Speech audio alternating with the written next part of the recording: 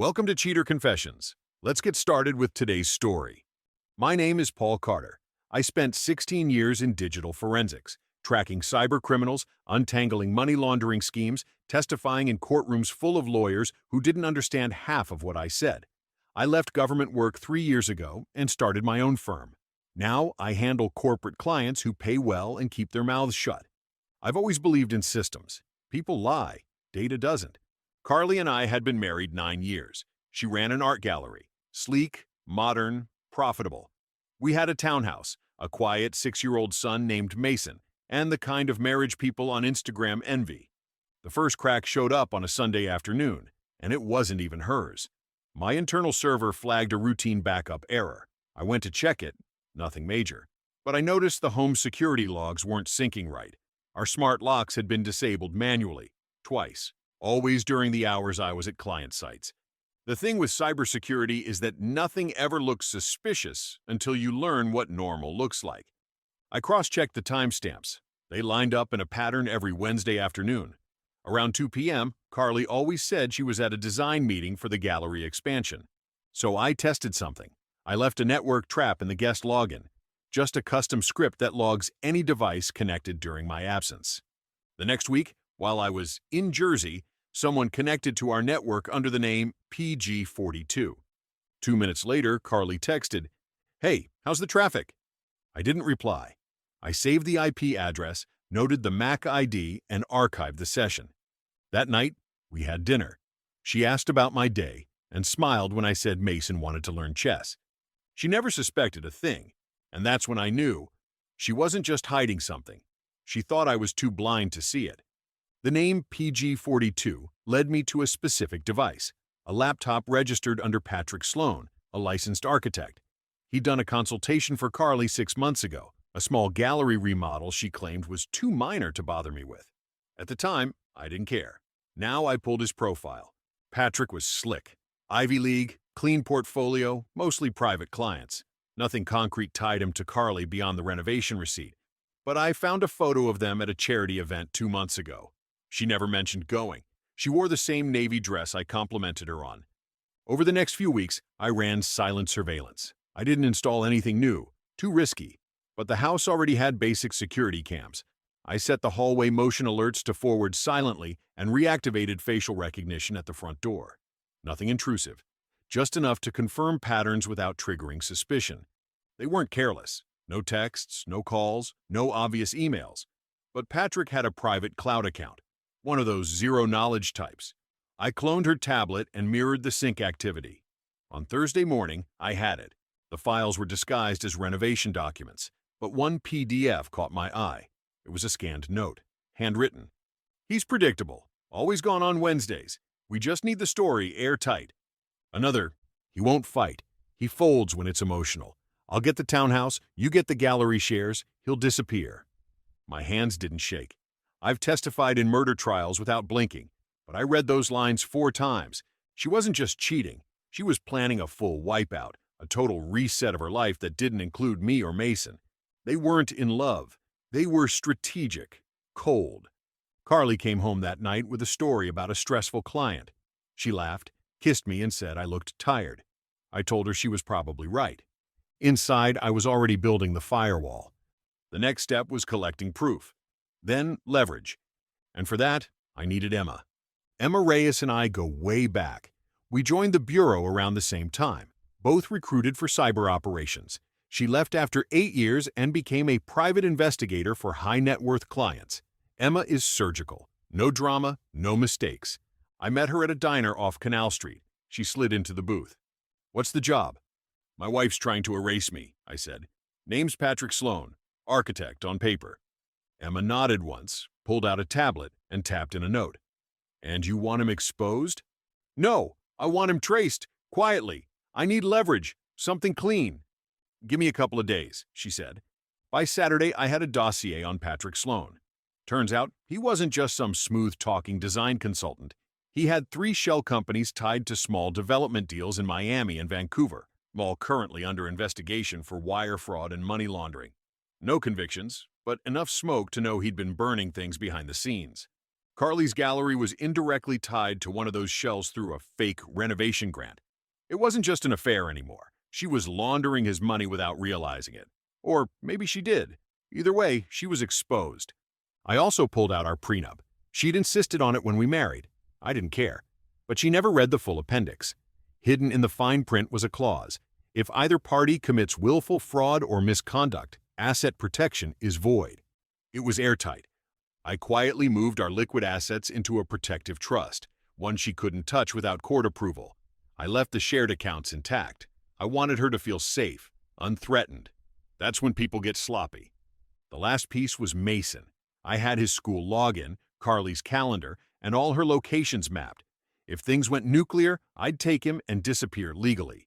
Every custody trap she planned, I was dismantling before she could pull the trigger. It happened on a Tuesday.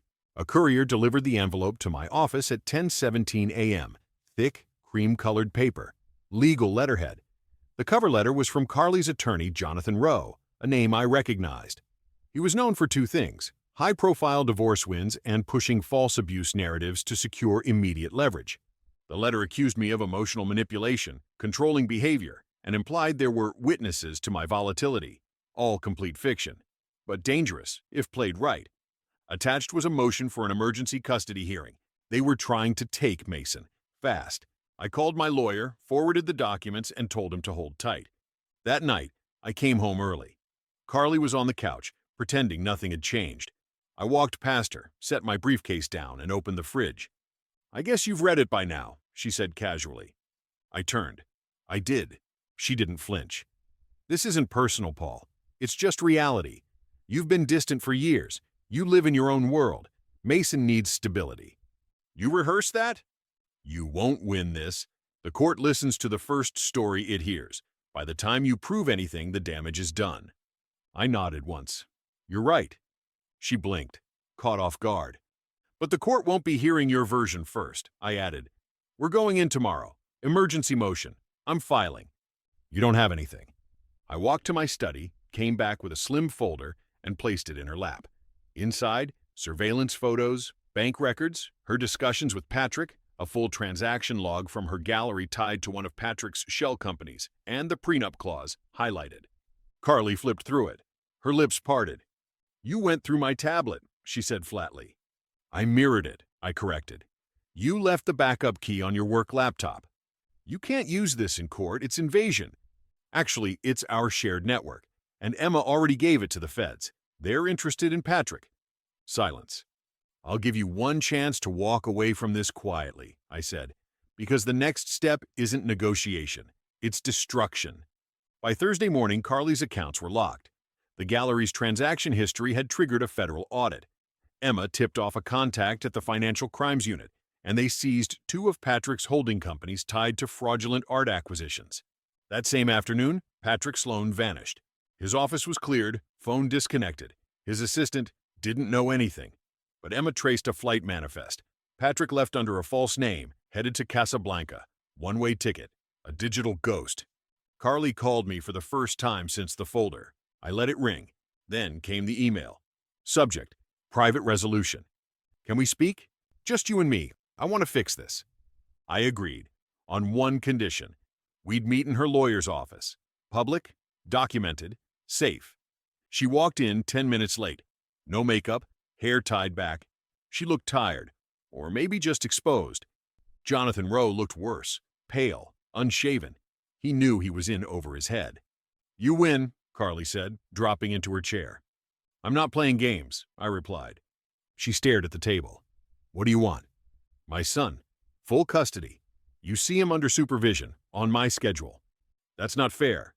You tried to erase me. You filed lies. You exposed him to a con artist. Fair isn't your word to use." Rowe cleared his throat. "We'd like to offer—" "I'm not negotiating," I cut in. "You sign what I put in front of you, or I press charges. The gallery folds. You get indicted. Patrick's already running. You'll be the last one holding the bag." Carly said nothing. She looked like someone calculating what kind of cage she could survive in. Rose skimmed the settlement, then gave her a small nod. She picked up the pen and signed, each page clean and mechanical. When it was over, she asked, "Can I talk to you?" "Alone?" I hesitated, then nodded. We stepped into a side office. She shut the door. "What happened to us?" she asked quietly. "You happened," I said, and I stopped pretending not to see it. She leaned against the wall, arms folded. Not defensive, just tired. "You were never easy," Carly said. "Everything with you had to be controlled, planned. You didn't leave space for me. And that justifies cheating? Framing me? Selling me out for a guy like Patrick?" "No," she said. "It doesn't justify it, but it explains it." "Explain it then." She looked me in the eye for the first time in weeks. "I didn't love you, Paul. I respected you. I liked the life we built. But I always felt like a tenant in your world. You never let me all the way in." I stayed quiet. Let her talk. "Patrick gave me chaos," she went on. "Attention, emotion. You gave me security. But you were always waiting for the day I'd disappoint you. Like you expected it." "I didn't expect it," I said. "But I planned for it. That's different." A long silence stretched between us. "I still don't understand how you knew," she finally said. "You underestimated me.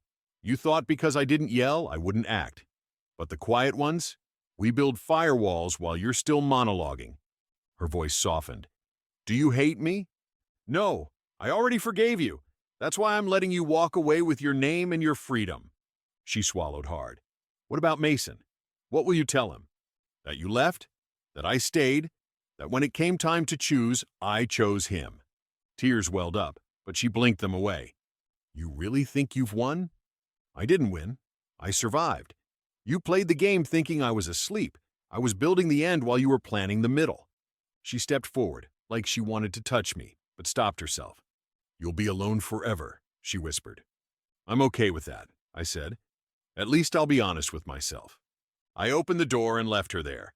The silence that followed felt louder than any goodbye. 3 months later, the townhouse was quiet again. Mason had adjusted faster than I expected. Kids do that when they feel safe.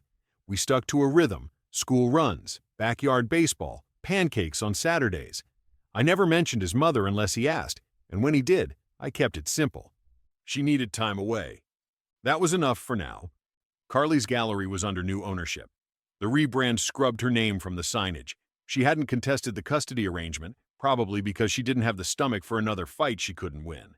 Last I heard, she was living in a rented condo, applying to teach art classes part-time. Patrick didn't resurface. Emma sent me a copy of his arrest report, picked up in Tangier with 2 forged passports and a suitcase full of cash and fake IDs. He'd cut ties with Carly before he even boarded the flight. She'd been a mark. She just didn't know it until the end. This morning, as I sat in my office, watching Mason toss a football in the yard, I felt that itch again. The one that says, you know what to look for. You know how to find the truth. The phone buzzed. Unknown number. I let it go to voicemail. Then I pressed play. "Mr. Carter, my name is Allison Graves. I don't know if you take private clients, but I need help. I think my husband's trying to disappear with our children, and I think he's done it before." I picked up a pen, opened a clean notepad, wrote her name at the top. Outside, Mason laughed, a loud, unfiltered sound that broke through the glass like sunlight. I listened to the rest of the voicemail. Calm, patient, focused. The world's full of people who mistake silence for weakness. They think quiet men don't fight back. They learn the hard way. I picked up the phone. "Tell me everything," I said. "Start from the beginning." Thank you for watching.